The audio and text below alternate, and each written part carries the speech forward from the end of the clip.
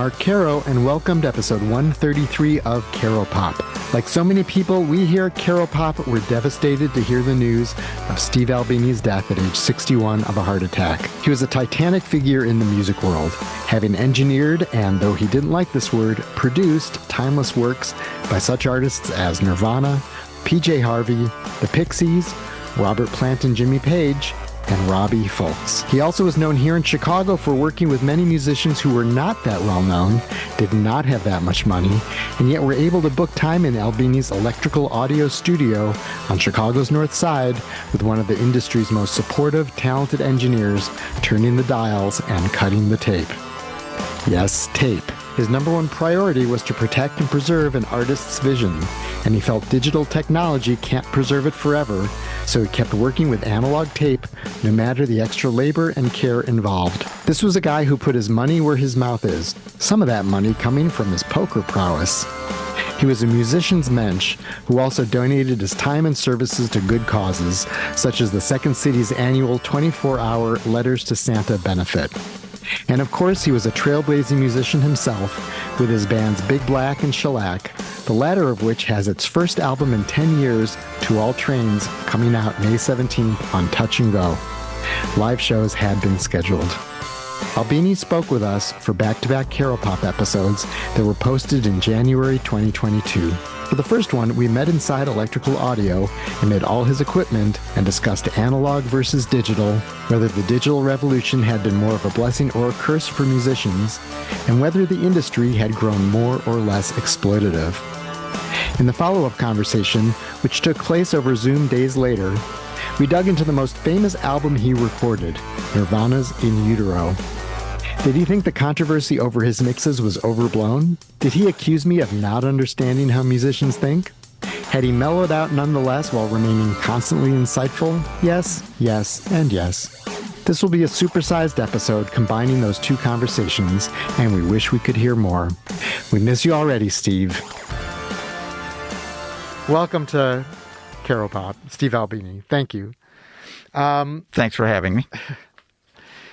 So we're sitting in your control room B, is that what you call it? Exactly. The control room of Studio B at Electrical Audio in Chicago. And how much of the equipment in here was here when you built this, and how much of it is stuff you've replaced over the years?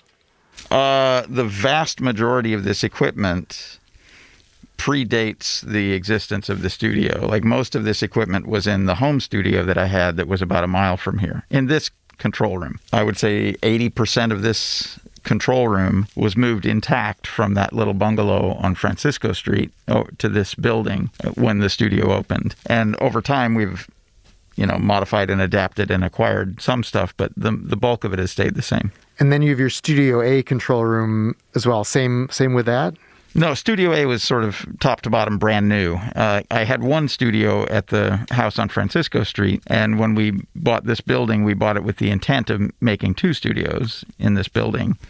And Studio A was the sort of nicer, fancier of the two studios, so it had a new console, new tape machine, and a lot of the equipment a lot of the secondary equipment in that studio was acquired for Studio A. Is newer, so you're known for recording all analog, all the tape.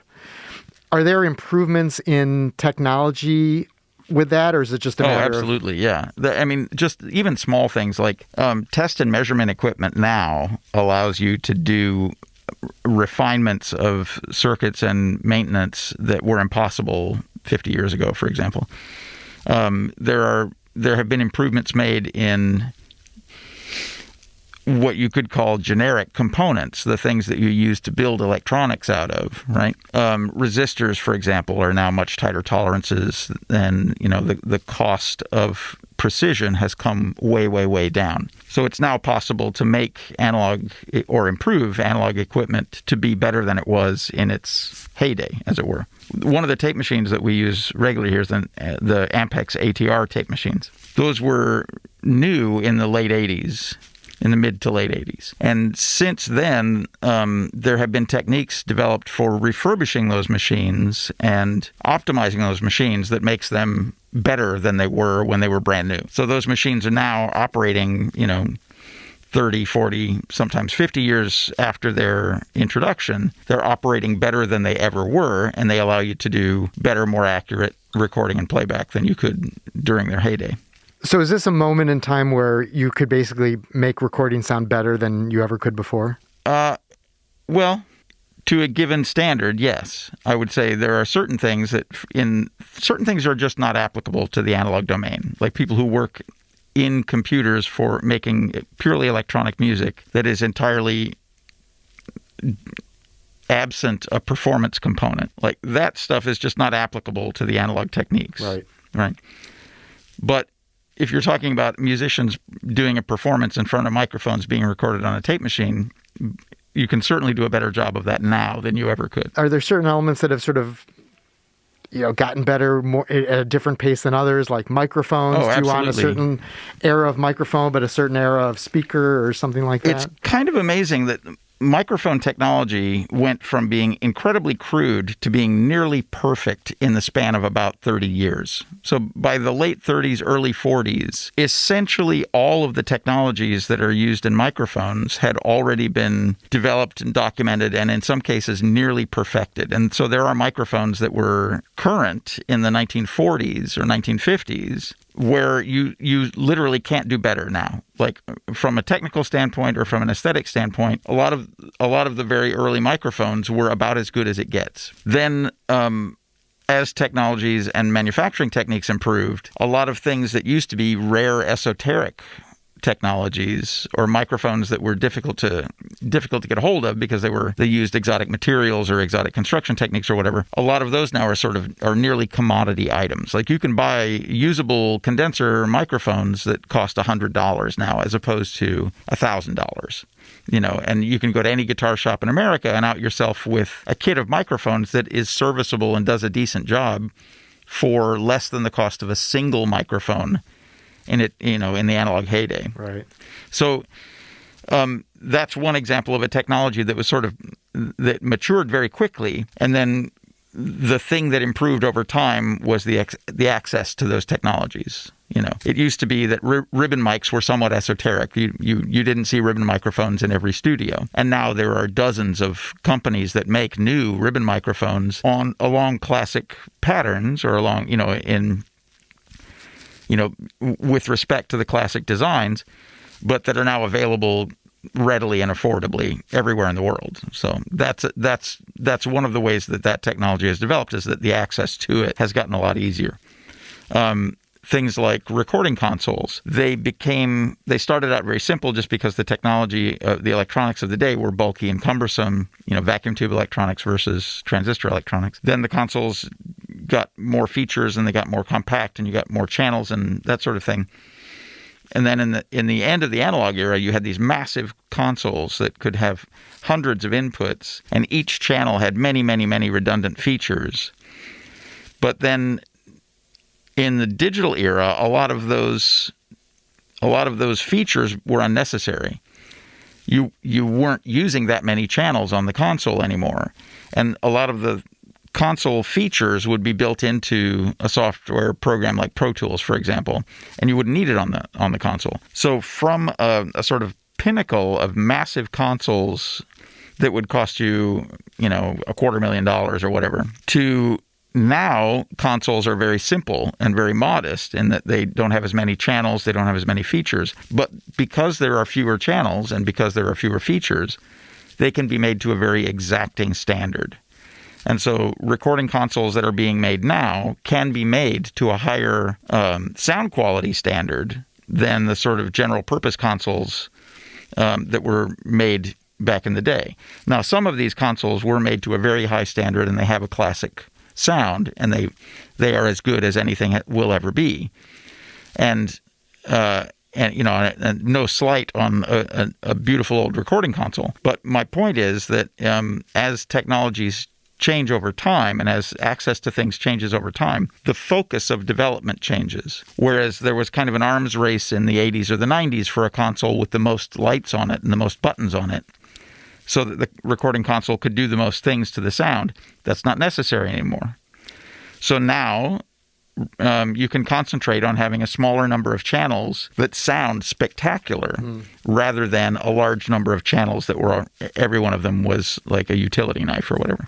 And you've talked a lot about, including to me when we did a Tribune story, in 2014, about, one of the main reasons to be committed to analog is that it's an actual physical record of the recording. And it's not something that software updates are going to make like the thing sort of go away.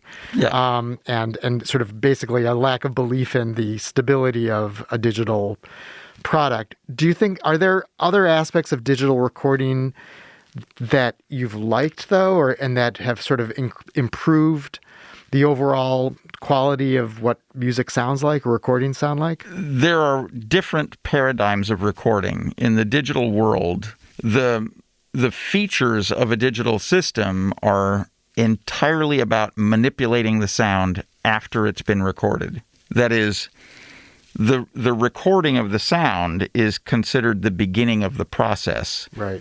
And then there will be, there will be edits made, sounds will be manipulated and processed and stacked, and things are rarely left as they are in the digital world. That is, the majority of the energy in a digital session is spent editing, manipulating, moving, optimizing already recorded sound. Or like if there are 10 takes of something, you like this phrase from one and this phrase from another, and it becomes this Frankenstein mix or version. Those are standard things in the digital realm. In the analog world, you can do all of those things, but you only do them very specifically and for cause. In the digital realm, in the digital techniques, those are standard methodologies that are applied sort of universally to everything. So, you were asking if there were things about digital recording that I think were better. There are some theoretical benefits, which I appreciate. The power of the processing is incredible. Like the fact that you can instantly duplicate and repeat passages, that you can correct tuning errors, that you can do radical sculpting of the sound. Like those are impressive kind of circus tricks that you can do in the digital paradigm that, in some cases, there is no analog equivalent to those things. In most cases, there is, but in some cases, there isn't. And that's a definite and genuine advantage for people who are working in that paradigm, is that they can take advantage of that kind of manipulation. The carrying on effect of that is because you have so much power in manipulation at your fingertips, everything gets manipulated. Nothing is ever left alone. And in the analog world, the majority of the work in perfecting or in idealizing the sound happens prior to the recording. That is, songwriting, arrangement, rehearsal, performance, optimization of sound quality. Like all of those things happen before you hit record to the extent possible. And then you, of course, you'll do some work on all of those things after the fact. But the moment of recording is much more pivotal. It's much more critical in the analog world, because when you're recording something, it's there forever. And when I say forever, I mean a few hundred years. I mean, that whole notion of the studio as an instrument, originated in the analog world and like the psychedelic era of the 60s and stuff like that. But it was a different sort of thing.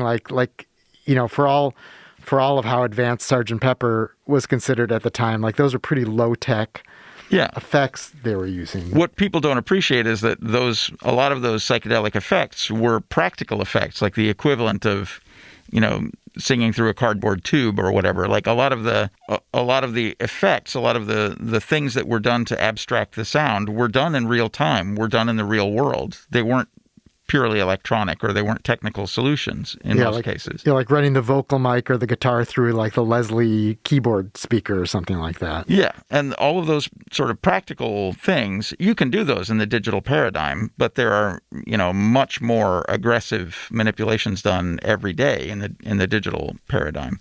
And, for all of its complexity and for its intricacy, Sgt. Pepper was recorded on 4-track tape machines, and that's something that's not appreciated by people who,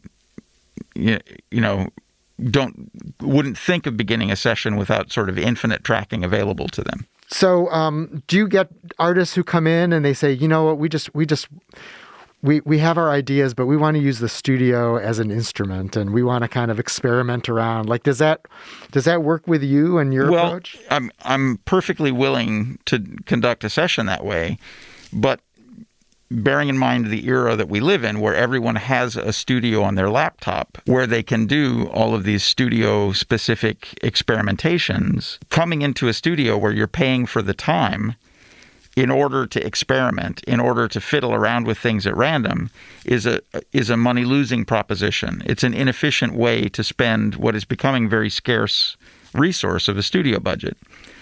So most of the time when a band comes into the studio, they have their ideas fixed and they're coming into the studio to execute them rather than coming into the studio to play around and see what happens, because everyone has the capability of playing around to see what happens at home for no cost. And there your time and your energy are essentially unlimited. You can spend as much time as you want developing a crazy effect for a moment in a song, because no one is charging you for that time, and because you're not wasting any of a budget to spend time at home tinkering around with something on your headphones. And I think that's a very good way to sort of conceptualize the experimentation impulse, is that if you want to get lost on a journey, you can get lost on a journey all on your own now without involving a staff of people and, a janitorial crew and that right. sort of thing. And so I think that's a tremendous artistic and cultural development. I think the fact that everyone who wants to can have like an exploratory experience using all these different techniques in the studio, everyone has access to that now. It's not just take acid, go up on the roof and let George Martin tune the fiddles or whatever. It's like you can have a kind of an experience like that, pop an edible and spend the evening on the headphones. Like, I think that's a really amazing development. Do you think, cost aside, there's also a sense of working with you that they consider you to be sort of more devoted to capturing performance in a certain way that maybe is not going to be about, hey, let's run these tapes backwards and let's do guitars upside down and that sort of thing? I genuinely don't know why people choose to work with me. I know what they tell me, but in some cases I'm sure that's guarded, what their genuine rationale is. I have deduced from decades of doing this that one of the reasons is that I'm a bargain, is that, coming to this studio and working with this equipment and other trained engineers and a collection of high quality microphones and using classic techniques, that's an experience that some people want to have. And that experience is more attainable than they might have imagined in terms of its cost. It's like, so that's one thing, is that I'm, relatively speaking, I'm a bargain. The other one is that I've made a lot of records, which means that if you're in a band and you're in the company of musicians, you likely know someone who's been here to record and can give you a firsthand account of what the experience was like. So you can get a reliable report from someone you trust about whether or not you're going to have a good time if you come here. And I mean, that sort of word of mouth thing is often spoken of as networking, which I think is a slightly repulsive term for it. Word of mouth is better than networking. Yeah, I'd say. But the long and short of it is I've made a lot of records and a lot of people have been here and been through the process. And so if you're interested in it, if it appeals to you on any level, you probably know somebody you can ask to, what was it like? I'm just going to guess that you know someone. Oh, absolutely. That has been here to make a record, and you could ask that person what it was like. I know someone who was here recently. Do you know someone that's been here to record? Yeah, I'm asking everyone in the room. Yes. Yeah. So, and you're not even principally musicians. You just know musicians. So if you were also musicians and were spending all of your time in the company of musicians, then you would likely have multiple reports that you could glean about what the experience of working here with me was like.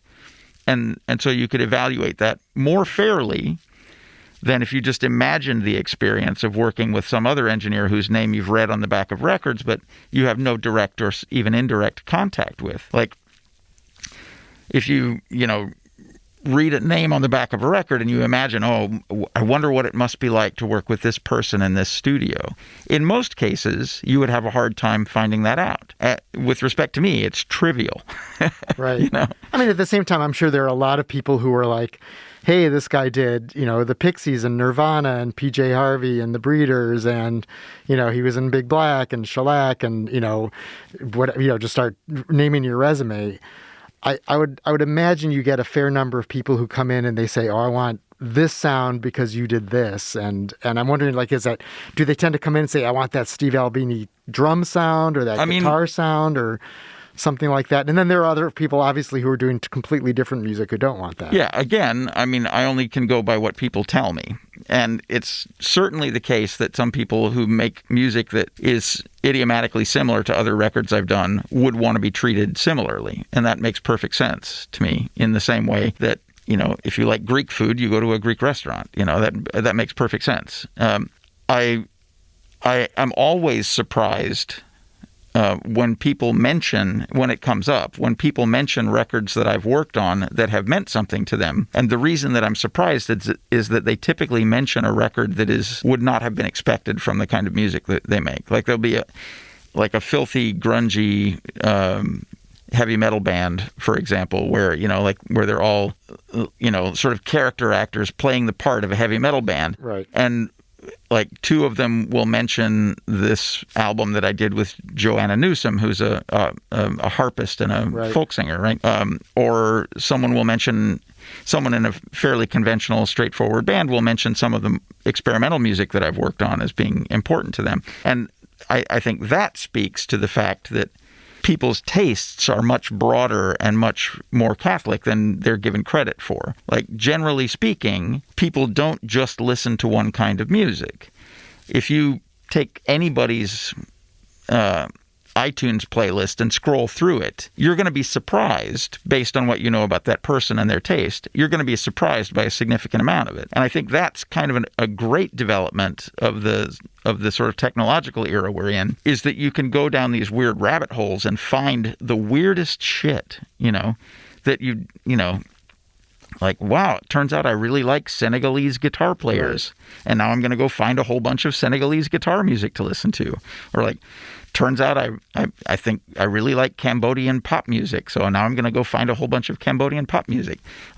Those are the kind of experiences that everyone has now. Right. Everyone curates their listening experience on this really microscopic scale, really fine-grained interest that wouldn't be catered to by a radio playlist, or wouldn't be catered to even by a conventional record collection where you had to go to a store and buy a record every time. Yeah, I buy more vinyl now than I ever have. But at the same time, if not for, hearing about some obscure Philadelphia soul artist from 1972 who then I can go listen to immediately on the internet, then maybe I'm not going and finding those albums and buying those albums. I'm like, oh, look, these Betty Davis records are pretty cool and crazy, and which is not Philadelphia soul, or Ann Peebles, which is Memphis, or these other OJ's records, which is Philly soul. But and then sort of weird kind of krautrock and things like these little rabbit holes you can go down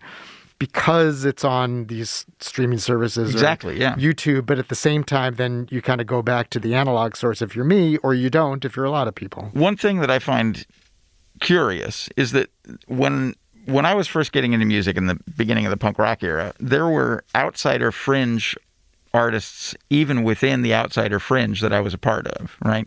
So there was the general music scene, the general punk music scene, and then there were the esoteric weirdos who were on the margins of that. And even within my circle of friends, those people would be, not mainstream, or not the people that they would have known about, right? That they were so distinctive means that now, decades later, people who are decades younger than me who are getting into music are following the same threads and the same tendrils that invigorated me about this music when it was new. So let's say in 1980, if I was having a conversation with another punk music enthusiast and I mentioned the band Metal Urbain, who are a French electronic punk band of the era. Their records came out in the late 70s and early 80s. Most people would not have heard of that band. Or if I mentioned Suicide, an experimental music band that sort of survived across the punk era, but were not really directly related to the punk era. Or Silver Apples, who were another electronic band, sort of a precursor to the band Suicide. If I was having a conversation with another punk music fan in say the 1980s, those would have been considered obscure, and they may have heard of one or two of them, but not all of them. If I have a conversation with a young person who has gotten into punk music of that era, and I have that same conversation with them, they'll be familiar with all of those artists. They'll be familiar with all of them, and they'll have the same appreciation for them that I did, because access to it is no longer restricted. Like, it used to be if a record was rare, you never heard it. Right. And now if a record is rare, it's actually easier to hear because people post rare records up on YouTube so that you can hear them, you know? Yeah, and I remember hearing about Big Star, and it was just like, because in Buckets of Brains, Peter Buck or Mike Mills would have it on their 10 best, Desert Island disc list. And I'd be like, where is this Radio City? How do I hear that? And now, you could buy like 15 different colored vinyl versions of it. And Pylon Box came out, and there's a booklet in there, and you wrote an essay in there about seeing them when you were at Northwestern and how formative they were. And, they're like this, little Athens, Georgia band, between, the more commercially successful B-52s and REM.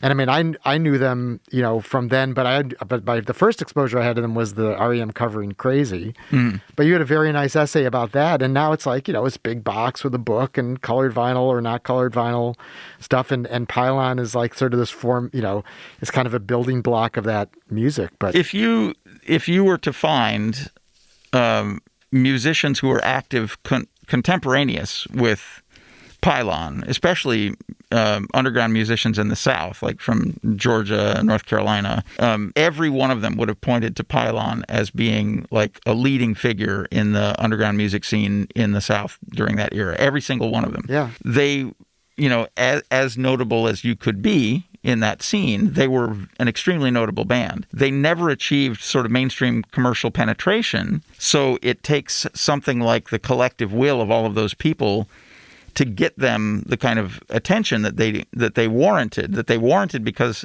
all of the bands that were directly influenced by them would say, yeah, we were directly influenced by Pylon, in the same way that Pylon would have said, yeah, we were directly influenced by the B-52s. They're as influential and as important within that community. So to really generalize it, looking back, do you think, is digital a good thing for music overall in terms of, and I'm including like the whole internet, everything that's digital, is that something that has helped music overall, or is it still something that if you could wave a magic wand and make it go away, you would? Absolutely not waving in that magic wand. Like the access that people have now to music, such that it allows them to indulge the specificity of their tastes, the way I was describing earlier, like that's such an enormous benefit that even if there are some drawbacks to it, like the fact that compensation for records is now much, much worse than it used to be, that, the streaming services, for example, are even worse than record companies in terms of their exploitation of the artists. Taking all of that on board, just the access to music and the access to an audience for artists, like if you're a bedroom artist where you just make music to amuse yourself, it's now possible that you can go directly from your laptop in your bedroom to a worldwide audience, like with bypassing all of the show business steps in between. And and a number of significant artists have done that already. Like Lil Nas X, for example, like went from being somebody who was making music to amuse himself to being an international smash. Billie Eilish, for example, went from making music with her brother at home to being an international superstar. And all of that is a direct result of the technological development, right, that has enabled the democratization of the process of making music. Now, I've mentioned some people that were commercially successful and have done things on a big scale. To me, that's not the most important part of it. The most important part of it is that now every person who's ever wanted to make music can make music. And they're doing these intensely personal, odd things with this power that they've gotten, this access that they've got now. There's an example that I like is there's a woman in England who releases music under the name Billy No Mates. She was amusing herself with music making programs, and she made some recordings of herself, and she got them into the hands of some people that she liked, and almost overnight she was accepted as a peer by those people, and her music started to be disseminated by them. She collaborated with people like the Sleaford Mods, for example, they were her favorite band at the time, and within a year she was doing collaborations with them on their record. She's just finished a tour with them in England. She put out her own album last year, and this is all like intensely personal, homemade music made with the simplest of tools, and I think that's amazing. I don't think the commercial success of something is an indication of its importance. What I think is an indication of its importance is the fact that it's now anyone can do it. It's not just if you happen to own a guitar, or if you happen to be in the company of other people that want to form a band with you, or if you happen to have access to this sort of specialized equipment. Like literally, you can do it on your iPhone. And that to me is such an overwhelmingly positive development that whatever negative associations I make with the way that the digital paradigm has kind of denigrated other aspects of music technology, other aspects of music and other aspects of technology, that cultural good is so great that it's totally worth it, 100% worth it. Like the digital revolution may very well put me out of business in terms of me being a studio owner with a big studio that's full of real estate and expensive equipment and fancy microphones and a staff, and my overhead is extraordinary, and all of those things mean nothing with respect to the ease of use of the digital paradigm, right? So if I end up being put out of business by this shift, it's still worth it. Like, my life's work down the drain. Still worth it. Well, I was wondering, whether it's actually sort of a positive, like when I did that Tribune story, my premise basically was everyone is like GarageBand or Pro Tools in their basement. Sure. And so how does CRC and all of these places sort of keep going? And, and the one thing with electrical audio is that you're such a defined, like what you do is so defined that, and that it's a specific approach that is not the same as your generic whatever other studios there are. And so what I'm wondering is whether having more people having access to the digital stuff maybe gets them to have the bug of, hey, I've been buying a lot of vinyl because vinyl's back. Maybe it would be cool to record like a AAA classic sounding record with Steve Albini at Electrical Audio. And so then maybe that actually helps your business, as opposed to everyone just is used to doing stuff on their own digital technology and everything sounding super compressed, and they just don't want to deal with it. That's an interesting notion, and if you wanted to start a promotional campaign to that effect, sure.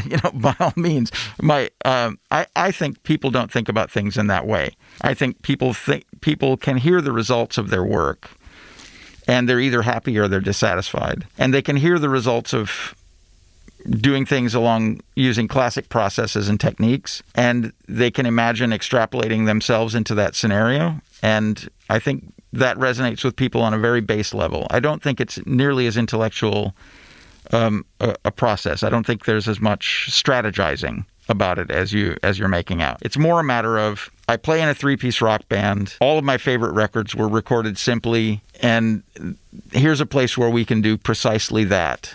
Let's give it a shot, because that's the way all my favorite records were done. Or I have this grandiose notion of my music. I want it to sound like this classically orchestrated and performed masterpiece. These little synthetic simulacrums are not doing it for me. I want the real thing. I want to hear an orchestra playing in a room, playing one of my songs. I want to hear a 12-piece band cranking while I sing over the top of it. There are becoming fewer and fewer places where you can have that experience. And, it's a normal aspect of any technological development, that businesses that are tied to a previous generation are eventually going to fall off one after another until there are only a few left. And the ones that are left are the ones that still provide value in that idiom. I see more, just from looking on Facebook pages, Reddit pages, like stuff that I didn't used to look at myself, partly out of, sort of like going deeper on some vinyl and music stuff or whatever. But I just see, so maybe it's just, again, everyone has their own little personal Twitter feed of information they're getting on the internet. But I certainly see a lot more about analog. Is this analog versus digital, the advantages of that. And so I would think that would bode well and could help with this promotional campaign that we're going to come up with when we're done doing this podcast interview. But I hear a lot of that. Well, there is some kind of snake oil there. Like, a lot of people attribute to the analog process a kind of magic, which it absolutely does not possess. The analog processes and techniques are mature technologies that have been worked out over a long period of time, and they're optimized for their job. So an analog engineer will be very careful about the processes and do as accurate a recording as is possible. Like, that's job one, is to make an accurate recording, right? What people attribute to analog as its kind of magical sound are either engineering errors where someone did something mistakenly, or they're mistaken about that it's part of the process. And I think in a lot of cases, the critical mind tends to shortchange the creativity of the artists and the quality of the people making the music, because they're looking for an externality that they can attribute the greatness of a record to. They don't want to say, oh, these simpletons, how could these dumb people make an amazing piece of music? It must be because they had Phil Spector, or it must be because they were using this horn section, or it must be because they were using this classic studio and this classic equipment and the classic production techniques, when the reality is that the people playing the notes, the people who dreamed this music up and executed it, those people deserve the credit, Right. And you see it's quite parochial as well. Like, you hear it, like, the musical output of Jamaica through the 60s and 70s is incredible, considering what a small population it is, what an extraordinary number of really distinctive, unique, incredible sounding records came out of there, right? And all the shifts from one era to the next was like, oh, this was ska, but then this was rocksteady, and then this was reggae and music hall. Exactly. And at every stage, there were, iconic records made, right? People are always looking for an externality to credit that distinction to. Like, oh, what was the recording console at Studio One? Like, oh, you had this crazy genius working there. It must have been, when it was, in fact, people who were good at their job, right? And people who were accurately recording interesting performances and interesting musical ideas, Well, I think now it's like you got your 50th anniversary of this record and your 40th of that and your 20th of that. I mean, I saw the 20th of In Utero in your lounge and realized even that's like 20, even that the 20-year anniversary version of that is 8 years old. So it made me feel old. But then these things come out and these new issues, and you could, well, do you have the 40th anniversary or the 50th anniversary of this record? Well, this one has these lacquers cut by this person and they're AAA. This one was from a high quality digital that went back to analog. So, but there is this sort of like, people are asking, well, is it AAA? And so do they really know that, can you really tell the difference? Or is it just sort of like they're kind of like... There's a practical consideration in some of these things. Like, analog master tapes are durable. Right. So I can tell you, because I was involved in the execution of it from start to finish, that the Nirvana album that I worked on, its 20th anniversary edition, was made to absolutely the most exacting standards that I could possibly describe. The mastering was done directly into a copper disc that is a direct metal master from the original master tapes, not from a production master. The records were plated and manufactured using the full DMM process. And just from an experience standpoint, listening to that version of the record is a much closer experience in my sense memory to me listening to the master tape played back than any other edition of the record. So I can say that that record was executed very carefully, and it's an exceptional version. It's an exceptional rendition of those original master tapes, right? Yeah. It's as accurate as I know how to make a record. See, and that's an example of something where when it came out, it was totally the CD era, and I have that album on CD, and I've never gotten it on vinyl, and I'm sure this would sound way better what we're talking about. Anyway, feel free to listen to it and tell me, but I will. When I listened to the production version of that in the day, the experience wasn't that satisfying. When I listened to this reissue version where all the manufacturing steps were taken very seriously and where it was done carefully, as opposed to just being done as a commodity, then the experience is different, and it does sound familiar to me. It sounds like the experience at home is very much like listening to the master tapes in the studio. But my point being, those are analog master tapes, right, and they have survived, and they can take advantage of, for example, these improvements in playback quality that are possible now over the playback quality from when they were new, right? They can take advantage of those things. In the digital domain, things are frozen at an era of technology, and they cannot possibly get better. Like, there is no extra data in a 16-bit file that can be extracted at a later date. Whereas if you have an analog master tape that's poorly rendered or rendered as a commodity in its day, if you take extra care and do more careful transfer and more careful execution, you can make a better, more detailed, more revealing version of that from an analog master. That's not possible from a digital master. And in some cases, and in all cases eventually, the digital master will become unplayable because the digital formats change over time, and they're all proprietary. So, for example, the earliest digital recordings that were done on 3M and Mitsubishi and Sony open reel digital tapes, most of those are unplayable now, either because there are no working machines that can play them or because the tapes themselves have materially deteriorated somewhat. Those that were done in the workstation era on formats like Pro Tools, a lot of those files have survived, but in some instances, you have a proprietary format that requires a specific piece of hardware to play it back, and now that's impossible. That's not generically true for workstation-style digital recording. But the early digital recordings were done on dedicated hardware where you'd have this tape machine could only play this manufacturer's tapes.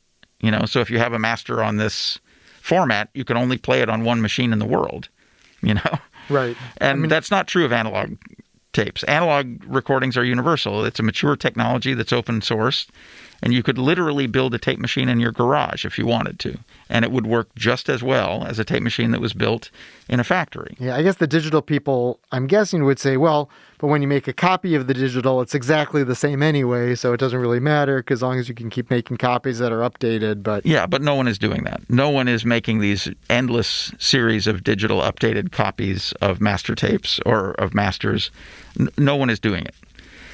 I appreciate that it is conceptually possible to have someone dedicated to doing nothing but copying your digital files onto ever-changing formats over time and updating the software so that those files are then readable and maintaining a constant active archive of your material. I appreciate that that is technically possible, but no one is doing it. And archival stuff aside, there is an aesthetic difference, too, that your ear can still perceive the difference between one and the other, right? I take people's word for it that they can hear a difference and have a preference between a digital master and an analog master. I know when I am working in an analog setting, I am trying as hard as possible to make the input and the output the same. And I have heard digital systems, early digital systems like the 15 and 16-bit digital systems sounded terrible. The conversion technology was bad. There was a lot of data corruption. There was a lot of error concealment. And so those early digital formats, up to and including the CD, sounded bad to my ear. Like when I would hear them, it would be an unsatisfying listen. That's not true of current high resolution and high definition digital formats. Like the 24-bit the 24-bit systems that are available now for digital recording, I think sound fine. Like on a pure sound quality level, I have no complaints with them. And, my sole and unfortunately rather stubborn reservation about digital recording is that it's not a permanent solution to an archival master. So when you're home listening to music, how are you listening to it? I listen on records. My wife has a smart speaker, and she will just shout at it, play Bill Withers, and then some Bill Withers comes out. But if I'm playing records, I'm playing records. But so you're not like sort of like cruising around YouTube looking for stuff? Oh, just for snicks, when I have the computer open and I'm killing time, I'll tool around on YouTube or Bandcamp. I quite like Bandcamp. I think it's a nice interface. And And I think of the streaming platforms, I think Bandcamp is the one that I can that seems at least to be sympathetic to the predicament of the artist. So over your years, working in the music industry, has it become more or less exploitative to artists? The degree of exploitation at the highest level, that is the level of the administration of professionals and not people who are playing and performing music, that degree of exploitation has not changed. That is, the streaming services, the major streaming services, are as exploitative or worse than the record labels were. And the record labels were as exploitative or worse than the sort of controlling managerial people were, like the sort of Svengalis of music who would sign artists to managerial contracts and then keep all the money, the sort of Colonel Tom caliber managerial people. And those people are as bad or worse than the record labels who were buying songs from blues artists for a case of beer and then making millions off of them. So that the degree of exploitation has not changed. It's if you are a musician, you are still responsible for making your own living, basically, as has always been the case. Do you think is it any easier now, or it doesn't seem like it? Certain aspects are easier. Things like booking a tour, finding a way to release your music, communicating with people around the world about your music, building a fan base, building an audience for yourself. Those things are much easier. The internet has made all of those things much, much, much easier. Selling records now, if you can get a record manufactured, which is proving difficult in the era of scarcity, but if you can get a record manufactured, selling the record, you now have multiple outlets for selling your records independently. You no longer need to go through distribution networks or a record label or even conventional retail stores. So there are aspects of it that are much, much easier and more efficient. Your relationship with your audience, for example, can now be unfiltered. Like people can literally text you and you can speak directly to them as opposed to having to go through a publicist and, magazine interviews and things of that nature. But so certain aspects of it are much, much easier and much, much more efficient. But making a living as a musician has always been difficult, and I don't see it getting easier. Are there any artists that you really like, whose music you like, but you listen to their recordings and you think, there's so much, I don't know, compression, digital stuff, whatever the approach is, that I'd love to get into electrical audio and record them? I'm pretty agnostic about other people's methods. Like I have my methods and I have my rationale for doing things the way I do it. And I trust other people to hear their own music and decide that they've done it correctly. And I'm not particularly critical of the sound quality of other people's music. I think when people are working on their music, they're paying attention and they're careful and they are crafting it in a manner that suits them. And if it doesn't suit me, that's not their fault. I class that as a listener error on my part. If you've made a record and you're 100% satisfied with it, and I hear it and I think, hi-hat's too loud, like that's a very petty moment on my part as a listener, right. And I'm just not. I don't want to indulge that kind of thinking. Have you ever allowed yourself to have that thought of, boy, this would be the dream artist to record? here. Yeah, I mean, of course, there are people that I've always admired, and that it would be a fantasy fulfillment to be able to work with. But that's not a very realistic way to spend my time and energy. Like, I'm grateful for the fact that I have gotten to work with a lot of people who are genuine heroes of mine. Like, I've done sessions with the Stooges and Cheap Trick and Fred Schneider and, other people who I consider personal heroes. And we've become friends, and those relationships have survived beyond just the reckoning of making a session, And that's an incredibly satisfying thing for me. So I'm not going to shed any tears over, the one that got away. So who do you want in here most? If I had to pick one? Yes. I'll say Crazy Horse.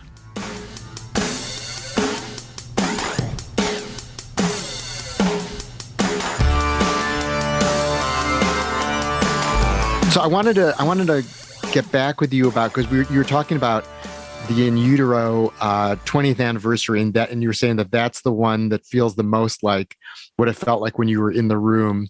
Are you talking about the 2013 mix, or are you talking about the remaster? The remaster of the original album is, for my money, like the best possible representation of those sessions.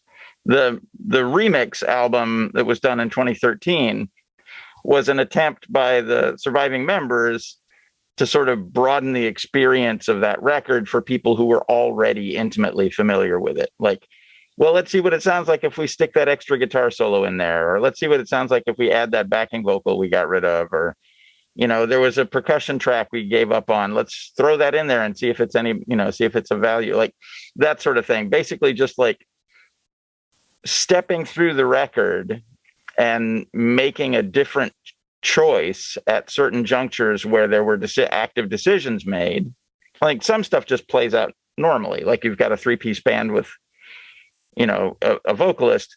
That's going to be the meat and potatoes of the song, But sometimes, there's a second guitar there. We chose not to use that second guitar. Why did we choose not to use that second guitar? Oh, it sounds a little sour in these parts, but that gives it a certain perverse energy. Well, let's throw it in there this time, that sort of thing. The idea was, if you were already intimately familiar with the record, it would be difficult for you to have a new experience with it. You could have a slightly better experience with better sound quality or whatever. Right. But everything about it would be familiar. And specifically, Chris Novoselic had the experience of listening to a Doors remix that had been done for a surround edition of a record. And because of that, there was random crap in different parts of the room. In a surround mix, they felt obliged to make use of those speakers behind your head and the ones under your head or whatever.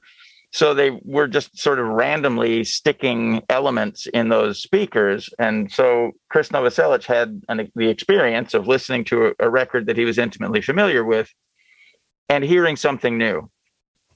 And that was engaging to him. And so he wanted to see if he could, specifically wanted to see if he could create a new experience for people who were already intimate with the album. And so that was the function of the 2013 mix. Absolutely nobody would say or thinks or thought that the program was to make a superior version. It wasn't like the Francis Coppola ultimate version of Apocalypse Now or something. It was just a different version. Exactly. It's not the director's cut. It was like the Shakespeare has the quarto and the folio versions of some of his texts, where this one was before revision, this one was after revision, or this one was published and this one was rejected, or whatever. And that's sort of what they were going for here, was like, you get another bite at the apple of having a new experience with a record that maybe already means the world to you, And you were intimately involved in that. I mean, you were like, it was you and the two of them basically, and Pat Smear. It was me and the three. I mean, Pat Smear was there as an integral part of the whole thing. And it was me and the three of them going through the songs one by one, finding things that we thought could be highlighted or changed or elevated, And then I would make I think for the very end of that mixing process, Dave and Pat had to leave for something. So I was sending them reference material by this device called the internet.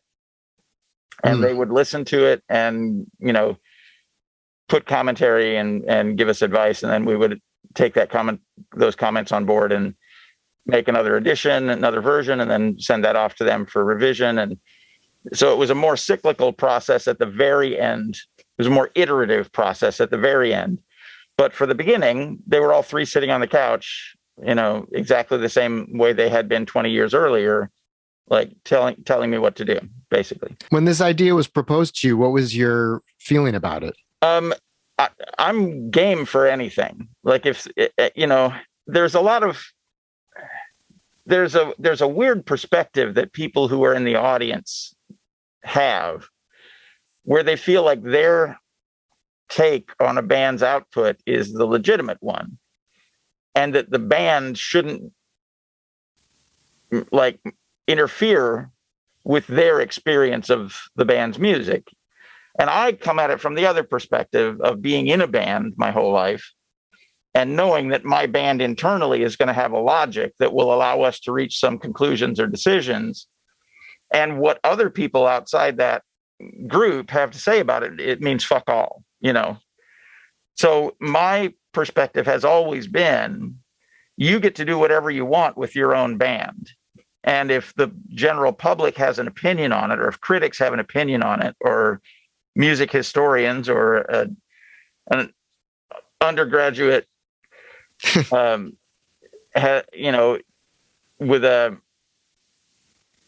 special project on Nirvana has an opinion on it, like, they're welcome to their opinions, but they don't count as far as the decision making is concerned.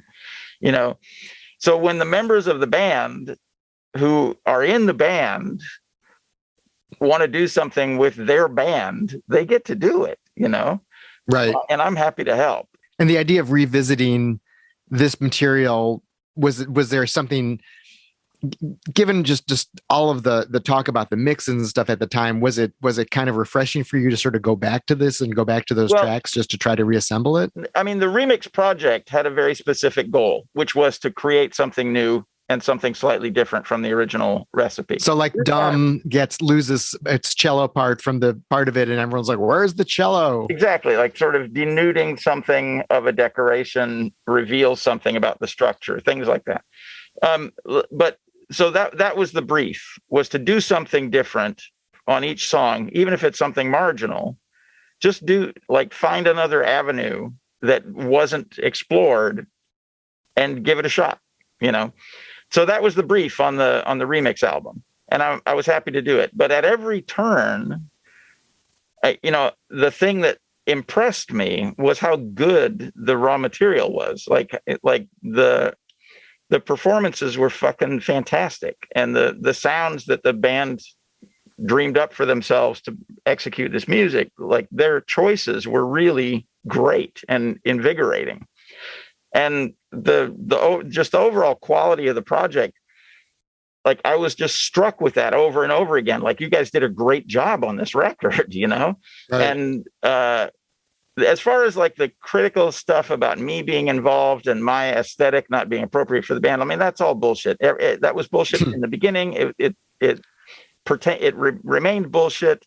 And, it's all water under the bridge between me and the band. Like, our relationship survived through that, which I credit them, because I could have been a petty little bitch about it quite comfortably, but, they were magnanimous and they were fair and they were even tempered about everything. And they saw that they had like split responsibilities. Like, yeah, their music was the livelihood of a bunch of people that they worked with. And they didn't want to like breed a scab with the people that they were going to be working with every day. So they got along with those people, and they, made a record that they were proud of on their terms, So, and I'm 100% behind all of their decisions. So that whole thing, like that, all the public relations stuff, I mean, it was all noise. It was all bullshit. It didn't affect the music. It didn't have any effect on the decisions the band made on the record. It didn't, they were under incredible pressure. Don't get me wrong. Right. But if you look at what actually happened was they made a record on their own. They chose to remix a couple of songs and change some elements on their own. Other people happened to be yapping at them from the outside during that time, but they made all their decisions. And the record that went into the stores was the record the band wanted you to hear. And I'm 100% down with that. There is a popular mythology that the record label made them change some things. And I think somebody needs to say unequivocally, that's just not true. That didn't happen. The band, the record label and their management and all those people, they're fucking idiots, and they don't make music. And they had opinions. They had ignorant opinions about what the band was doing internally. But like I said, every band has its own internal logic, and they worked through what they thought of their own music and made some decisions about how they were going to proceed with their own record. And that's how it went. I can't find fault with that. That's a perfectly normal way for a band to behave. That's an honorable way for a band to behave. At the same time, a band is going to internalize some of those notes they're getting from the record company, and that they're like, well, we want the record company to be happy. They're experts of this. So maybe we do this on these two songs that we're putting out as singles and sweeten it a little bit or that sort of thing. But so what you're doing right now is what I just described. Someone who's not in the band, someone who doesn't make music, someone who's not who's not enculturated into the notion of creativity as a part of a band, postulating what might have happened in the minds of musicians. Exactly. Right? That's exactly what I'm doing. Guilty. That's what you're doing. Right. And I'm telling you, you're wrong. The band made their own decisions based on their own logic. And of course, they are going to hear the carping and the complaints of the people that they work with. But it's knowing that, I think it's unfair to say that they were weak-willed enough that they would allow that to change their minds about their own music, right? That's my beef. My beef is that people assume that a band like Nirvana working within a corporate structure is in some way obliged to do what they're told. And that's absolutely not the case with respect to Nirvana. That is one of the things that made them different and special. Right. But using weak-willed as a term, you could also say they were open-minded. I mean, there are different ways you can characterize that. I mean, do you think that they just listened to those mixes that you had and they thought, oh, you know what, we think Heart-Shaped Box and All Apologies should be remixed in this way that's a little more radio friendly because that's what we want, and we would have thought that without any input from anyone? I had a conversation with Kurt after he brought the masters home and played them for everybody, and the first words out of his mouth were, they all hate it, right? And then we had and we laughed about that because we both knew that they'd made a great record. And then we carried on in depth, and he had some reservations about a couple of songs, and those two in particular, having to do with the level of the vocals. There was a backing vocal that he wanted to add at some point. So that he had his own opinion and his own perspective on it. And in the process of that conversation, it became clear that it was an open-ended question, that if we started remixing things, that it could be an endless process, and that could be a process open to manipulation by people from the outside. Right. And I thought, okay, let me listen to everything, and if I think I can do better, then I'm happy to be a part of this. If I think that we wrung the sponge and we're done and it's as good as it's going to be, and I can't see myself doing better on any of this stuff, then I'm going to take a powder, and you guys can carry on from there. And that's what happened. I had a copy of the masters, and I listened to everything myself, and I felt like I couldn't do any better on anything. And I thought the greater risk of getting involved on a process that could be unending should be avoided. And I said, yeah, if you guys want to do some more mixes on your own, that's your business. It's your record. But I think my involvement is done, Right. And then, but the version you consider the definitive version is the remastered version of the original album that came out at the 20th anniversary. Yeah. I mean, for my money, I heard the original master tapes being played in the studio, and that was an exhilarating experience. And the closest you can get to that at home is listening to the fancy edition that came out in 2013. Right.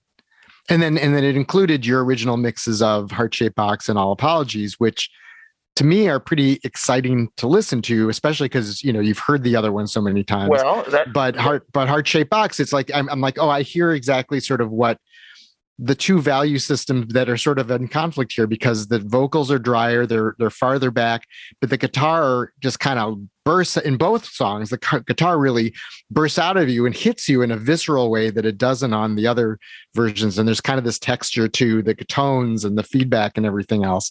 And so it's kind of an exciting listen when you're used to the other one, certainly. So what you're describing is that experience that Chris Novoselic had with the Doors album that gave him the impetus to do the remix version of the album, which is that you heard something on a song that you were familiar with that struck you in a different way, and it seemed novel, and that alone sort of intrigued you.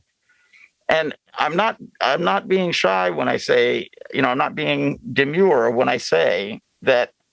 Honestly, if you played the mix that I did of one of those songs and the mix that came out on the original record that Scott Litt did side by side, I'm not certain I'd be able to pick mine out instantly. It might take me some time to figure out which one I was listening to.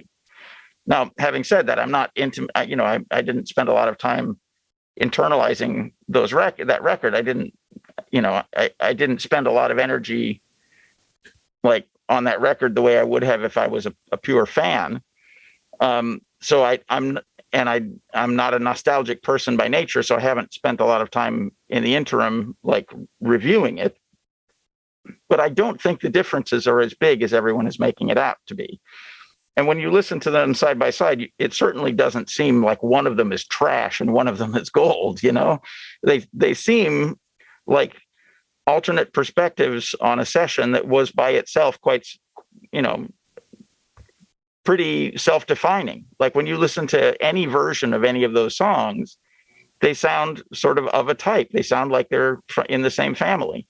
So I think all the hype and falderall about the different versions and the different mixes, right, grossly overplayed. But it's interesting, and sure. It is, and there is still an aesthetic difference in the approach, even though it's more subtle than people. It's not like the one with the strings and the choirs. It's like there's still that band playing that song. It's just like little differences in the effect on the vocal and how whether at some point when the guitar surge, the vocal is harder to hear because it's like he's singing over really loud music as opposed to having his voice mixed up, so he's singing in front of really loud music. Yeah, I buy all of that.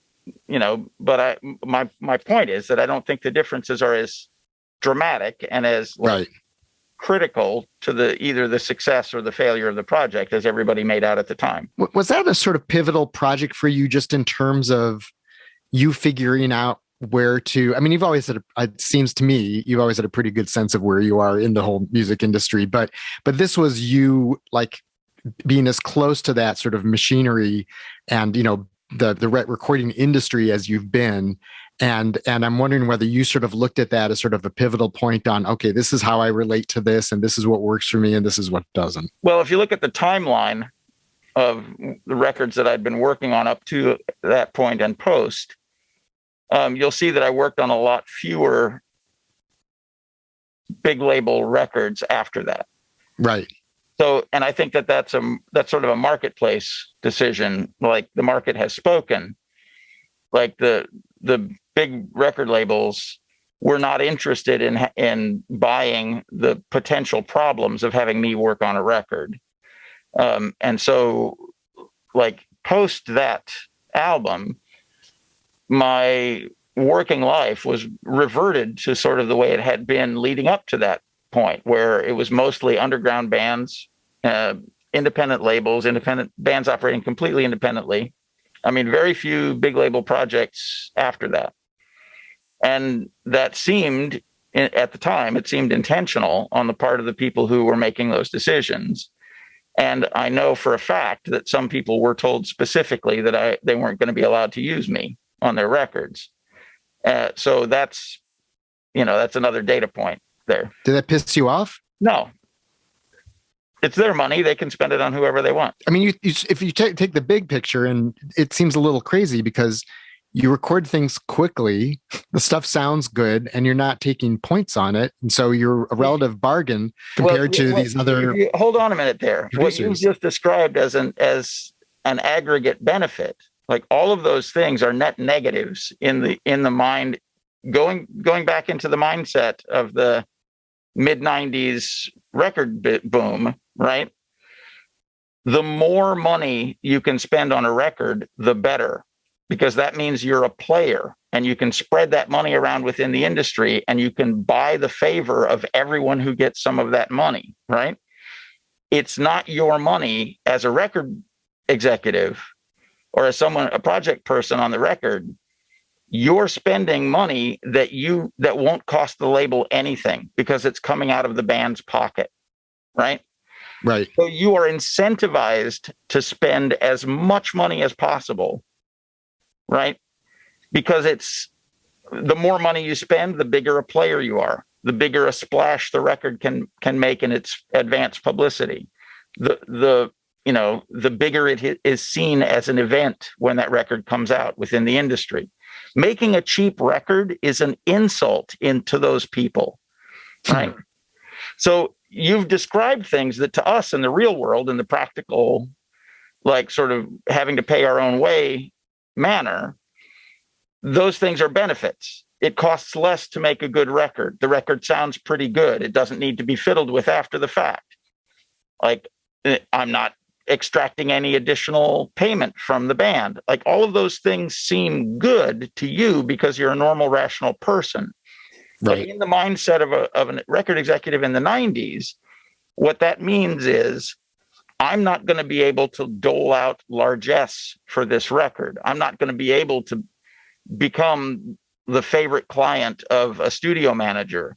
I'm not going to become like another footnote in the career of an A-list producer. I'm not going to be able to engender the favor and also acquire the promotional benefit of having a hit-making team work on this record, a hit-making team that has their own publicists and their own eagerness to make the record succeed, right?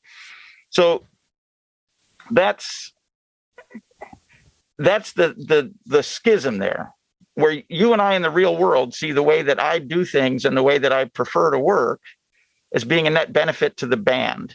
And that's the reason I keep doing it, is that it is a net benefit to the people with whom I'm the most sympathetic, the bands and the musicians, right?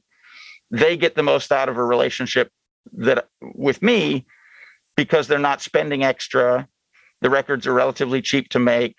They get a good product. They don't have somebody fiddling with them, like messing with their heads or messing with their music or their behavior. For someone in the music business paradigm, that means I'm not allowing them to use any of their tools of coercion. That means that I'm not allowing them to use any of their little secondary promotional benefits. That means I'm not allowing them to be a player. I'm not allowing them to be a big shot. Have you gotten flack from other producers who were like, hey, what's the business with you leaving all this money on the table? You know, we want our royalties and everything. You know, you trying to change the industry in some bad way or... Oh, no. I mean, everyone is aware that as long as you stay within that paradigm, you get those cookies, you know. So nobody's afraid you're changing the game. They're just like, that guy. I mean, a lot of them think I'm nuts. I mean, a lot of like the high-end pro producer type people think I'm nuts because there are literal millions of dollars that I didn't get because of my ethics. But I'll just point to the fact that I've had a very long tenure as an engineer making records every day. And a lot of them have moved on to fucking trading NFTs or whatever the fuck they do now. But no one's tried twisting your arm, just like, you got to take more, or you're letting the team down, or anything like that. Because they're just he's off on his own doing his thing. No, everybody makes their own deals. Like all those other people, they make their own deals, and what I do doesn't affect them at all. Right. Yeah, I just interviewed Shel Talmy, who produced those early Kinks records and My Generation and the Easy Beats and the Creation.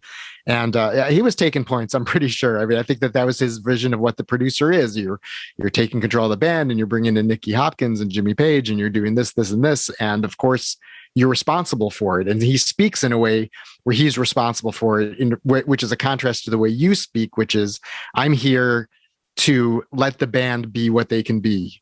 And there are other producers who are like, I made them, I created their sound. Right. I mean, and you can imagine what sort of personality type would be susceptible to that kind of thinking and want to be a player like that. I'm not one of those people. You can imagine how some of those bands felt when the producer said, no, you're not going to be allowed to play on your own record. I'm going to bring in a ringer. You can imagine that conversation and how that must have made them feel. And you can imagine like how the social fabric of those bands was not treated with any respect. And like, oh, if we have to get a new singer, we'll get a new singer, that sort of thing. Like, it's just a different way of looking at music. You're either looking at music as a product, and if you have to break a few eggs to get that product, it's nothing, you can't be afraid to get your hands dirty.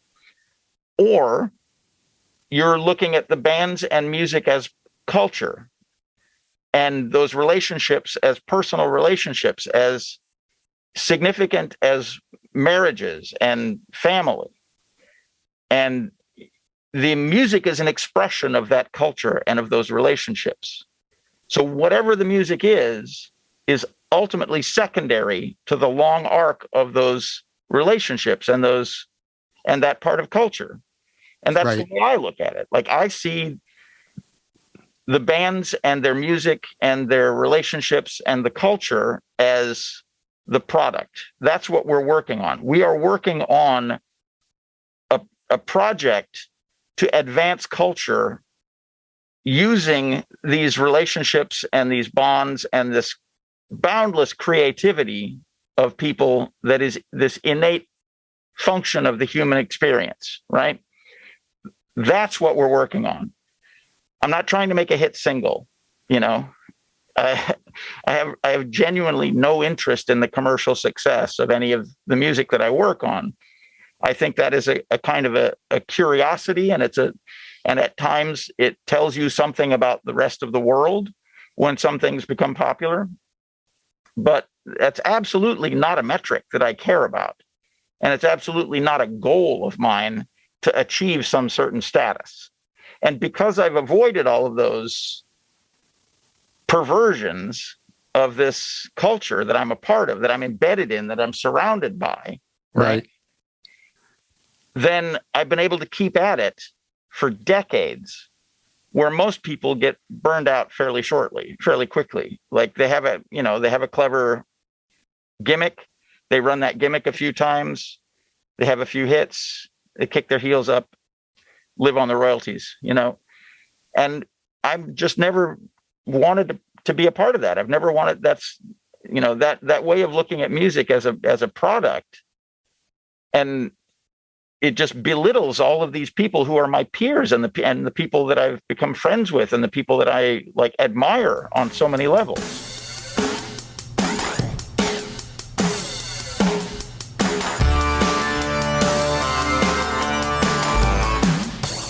Neil Steinberg, who is an excellent longtime columnist at the Sun-Times, was a classmate of yours in college. Yeah. And wrote a couple of columns earlier this year where he sort of got back together with you after decades. And you two had these conversations that were really wonderful to read and had a lot of, wisdom and shared, kind of been through it sort of observations. One of yours was that you talked about how if you don't have goals, you don't have anxiety. And that if you're not a goal-oriented person, then you sort of set aside all this other stuff, which I thought about because I do like, I do get anxious about like, oh, I haven't achieved this or that. Have you always felt that way? Or is that something you sort of realized this is what I'm going to do to sort of have longevity and to stay sane? I think everything about my life has been an evolution, and when I first started making records, when I first started toying around with a tape recorder, the immediate goal was to make sound come out of the speaker, And so like, I think my goals on a sort of a moment by moment basis are quite small. Like I have a task at hand and I want to solve that task. But in terms of like a long arc, like I never imagined that I would have a career in music when I got interested in music. Like it just seemed like a fantastic impossibility, right? Music was something that I did because it satisfied a part of me, right? It was something that I was doing to ease my creative ambitions or yeah. I mean, I think the creative impulse is an innate part of humanity. And so making music was my expression of that creative impulse, or one of the expressions of that creative impulse, right? It never occurred to me that it would be a job ever. Then as I got deeper and deeper into it and I started to become more of a participant in more areas of music, first I was doing it for myself, and then I was doing it with my friends, and then I was doing it as part of a music scene. And then I was using my other skills and abilities within the music scene to like further the cause or further the effort of the music scene as a cultural force. And then I started to like see making a studio as a resource for the whole of that music scene and the whole of that community. And then I started to see myself as kind of like the steward of this studio, and that in so doing, I could like further that effort of being being of use, I guess is the way to put it, to the music scene and to all these people, like I said, that I admire, and it happened very gradually. So it was never the case that I sat at home thinking about what I would say at the Grammys or whatever like that. Like it just, right. I never had a goal in mind, because it always seemed like I was engaged in the process of the moment, like trying to get this one gig put together, trying to get the string on my guitar before showtime. Like I had one little thing that I was doing every moment, and it just sort of piece by piece, it built into an occupation. I mean, like in the early 90s, you I think to some extent had a reputation for being combative, or at least those who read The Reader or see you sort of feuding with Bill Wyman and going on about Urge Overkill, like Right. that you were sort of, carrying the, torch for the certain set of values. Would you have reacted that strongly now? Or do you feel the same like reaction to that sort of thing now? There are a bunch of things at play there. Like in the 90s, you were seeing a sort of a fracturing of the music underground into several tiers of people. There were those who were committed to the music and the project of culture. There were those who saw their moment to become celebrities of some kind. And those people were following their ambition. And I thought it was a clear distinction between people who had those motivations and people who had the motivations of all of the people that I admired around me. And I still see those distinctions, obviously. I feel less embedded in a specific element of culture than I did then. Like at that point, I was part of the post-punk generation, like people who'd had their minds blown by punk and had then built a very robust independent music underground, which was functioning on its own, independent of the rest of the music, the professional music world, right? And I saw the viability of that independent music world as being critical to the sort of freedom that we were all experiencing within it, right? The moment it becomes subordinate to, the moment it becomes like a minor league for the mainstream music scene, then you have to start behaving like them. And I just refuse to do that, right? So that was the cultural moment that was critical at the time, was that there was a clear break being made between people who wanted to behave like the mainstream music business, the thing I had been at odds with my entire life, right? There were people who wanted to do that or be like them or in some way garner the approval of that and them.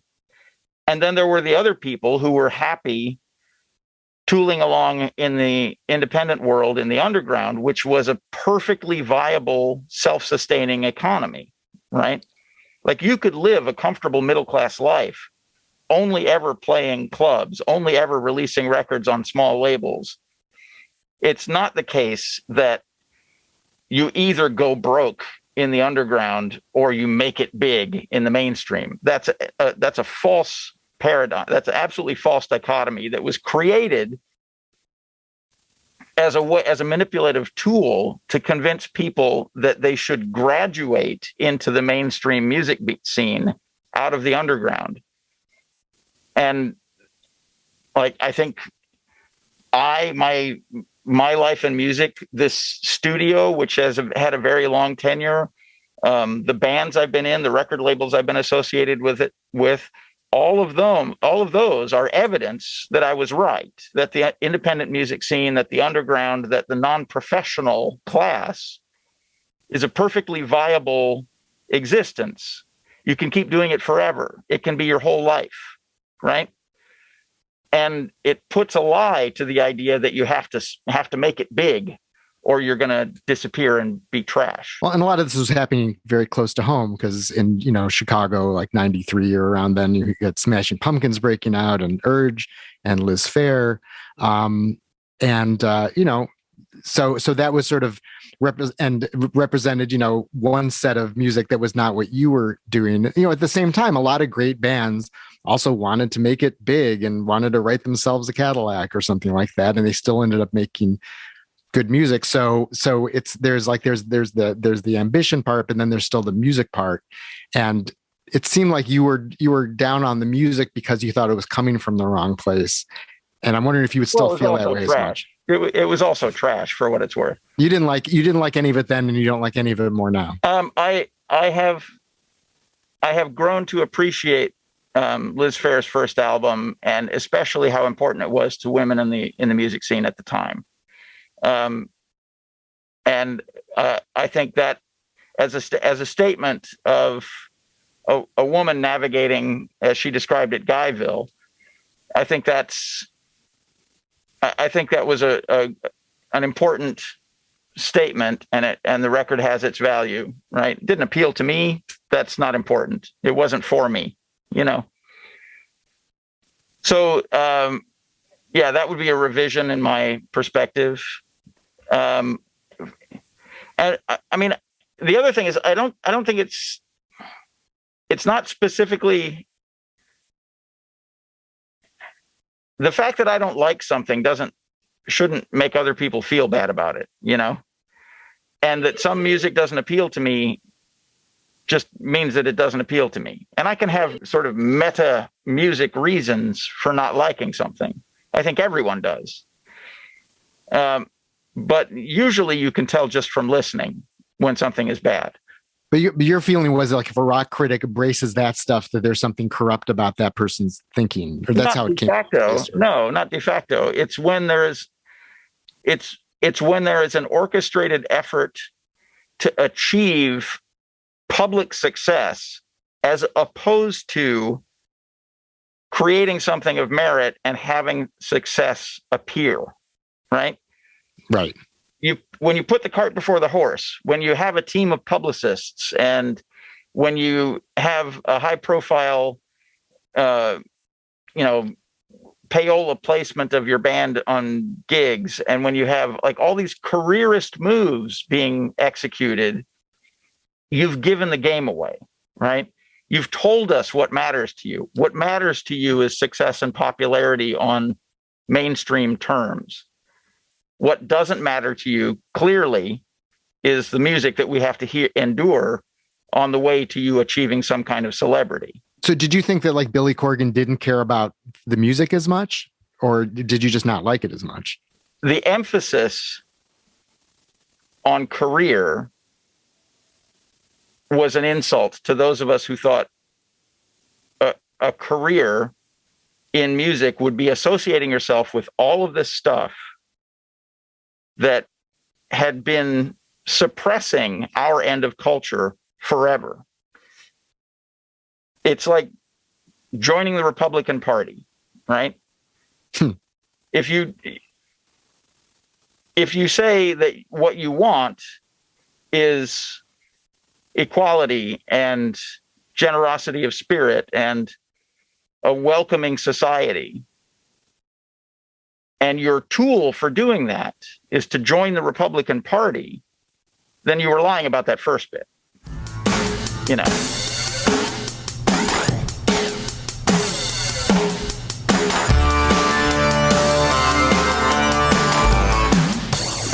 What do you do, by the way, to protect your ears?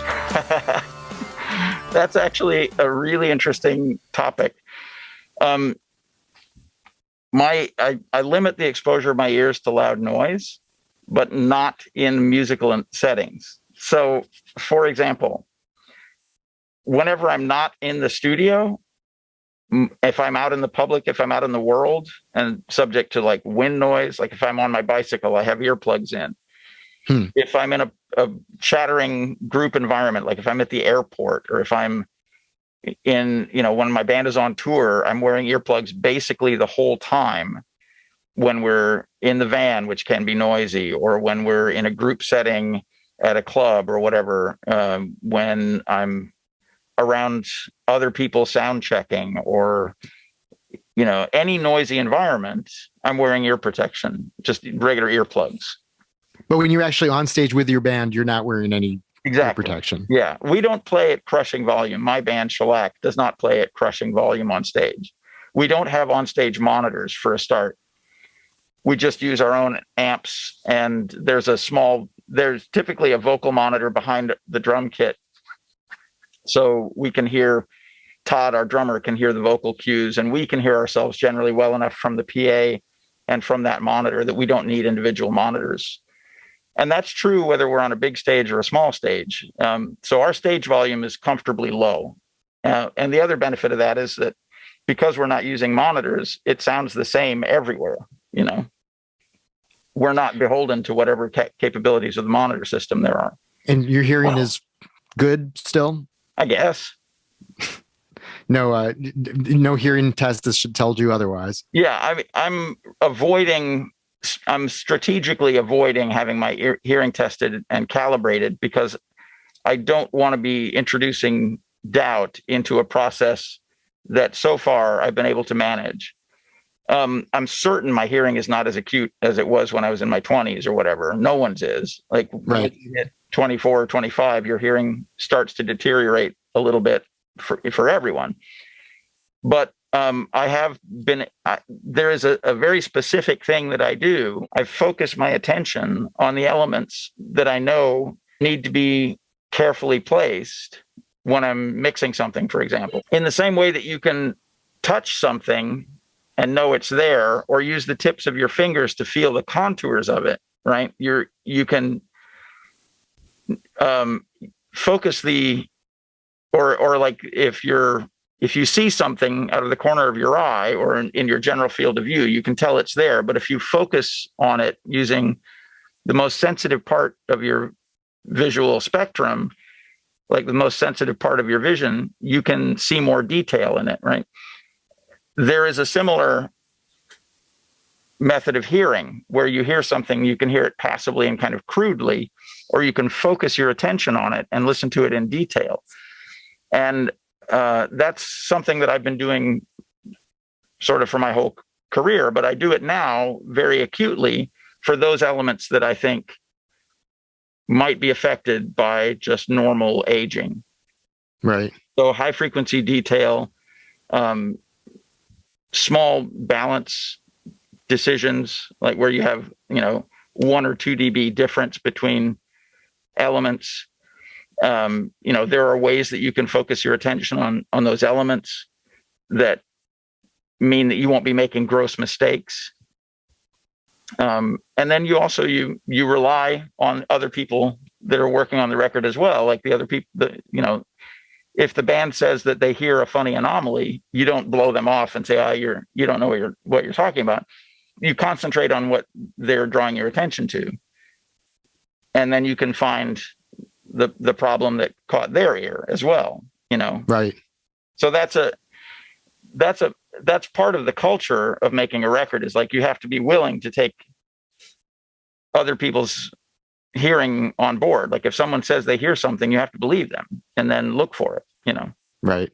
And when you go see a band in a club, you're not putting earplugs in or anything. If I go see a band for pure entertainment, I will have earplugs in most of the time, like the whole time leading up to the show, the whole time I'm in, if the opening band is not of interest to me, like, I'll leave the earplugs in for the opening band.